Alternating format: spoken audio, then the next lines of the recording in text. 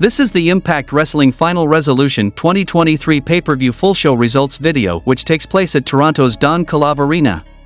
The show started with a match between PCO vs Jesse V, and the result of this match was PCO defeated Jesse V by pinfall when he hit a reverse DDT and finished him off with a PCO salt. Backstage, Jake Something said he is here to take out Jason Hotch for the final live show of the Impact Wrestling era before Jason Hotch jumped him with a chair. The next match happened between Jack Price vs Aiden Prince, and the result of this match was Jack Price defeated Aiden Prince by pinfall when Price poked the eye, followed by hitting a double knee gutbuster for the win. Gia Miller conducted an interview with the Knockouts champion Trinity and Jordynne Grace, and Trinity expressed her confidence in maintaining perfect synchronization, citing her successful partnership with Mickie James before Bound for Glory as evidence. Grace, on the other hand, emphasized her extensive experience as a two-time champion and her understanding of the champion's responsibilities. Trinity countered by pointing out that Grace had lost the title twice, whereas Trinity had not, and she made a bold promise to be officially announced as the TNA Knockouts champion at Hard to Kill, leaving Grace visibly discontented. The next match happened between Frankie Kazarian vs Sheldon Jean, and the result of this match was Frankie Kazarian defeated Sheldon Jean by submission with the chicken wing lock. The next match happened between ABC vs Brian Myers and Eddie Edwards with Alicia Edwards for the Impact Wrestling Tag Team Championship, and the result of this match was ABC defeated Brian Myers and Eddie Edwards by pinfall to retain the Impact Wrestling Tag Team Championship. After the match, the Rascals launched a sudden assault on ABC, ruthlessly beating down the champions. Josh Alexander and ZSJ were backstage, and Alexander said he's come to beat the company's greatest tag team ever, and ZSJ said it's about time because the Guns are one of the best teams ever, and tonight he'll take out the supposed greatest pro wrestler in Shelley, before saying that everyone here has a title but Alexander, so they'll have to work on getting him a title too. Then we saw a match between Jody Threat vs Alicia Edwards, and the result of this match was Jody Threat defeated Alicia Edwards by pinfall when Jody executed TKO. The next match happened between Tommy Dreamer vs Diener for the Digital Media Championship, and the result of this match was Tommy Dreamer defeated Diener by pinfall to retain the Digital Media Championship. The next match happened between the Rascals vs Miley Bailey and Trent Seven, and the result of this match was Mike Bailey and Trent Seven defeated the Rascals by pinfall.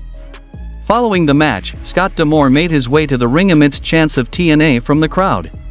D'Amore reminisced about his wrestling career, mentioning his encounter with Don Kolov 20 years ago. He also talked about Anthony Corelli, Santino Marella, reaching out to him 9 years ago, leading to the signing of Josh Alexander. D'Amore recalled his signing of Speedball, Mike Bailey, 3 years ago, and then introduced Trent Seven as his latest signing, and he presented Seven with a contract, and Seven signed it on Bailey's back.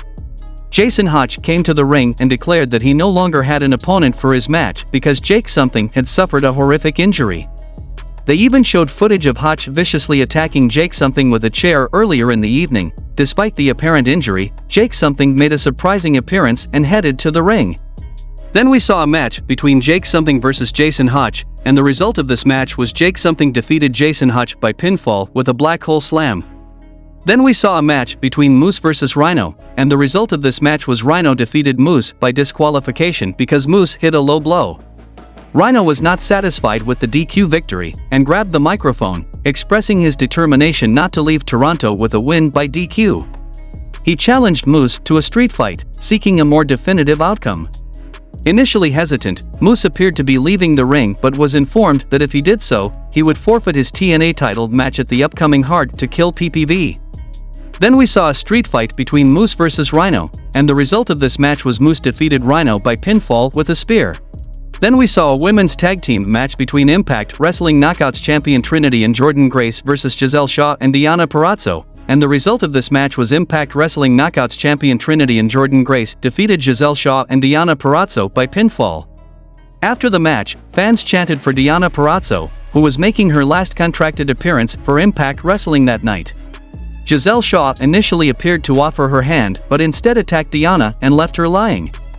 In a backstage interview with Gia Miller, Moose acknowledged that this was the last Impact Wrestling event and emphasized the upcoming rebirth of TNA in the new year. He declared his intention to put to rest every version of Moose that fans have known, and at Hard to Kill, he wanted to be recognized as one thing: Moose, the new TNA champion. In the main event of the show, we saw a match between the Motor City Machine Guns versus Josh Alexander and Zack Sabre Jr., and the result of this match was Josh Alexander and Zack Sabre Jr. defeated the Motor City Machine Guns by pinfall when Josh hits C4 Spike to Sabin.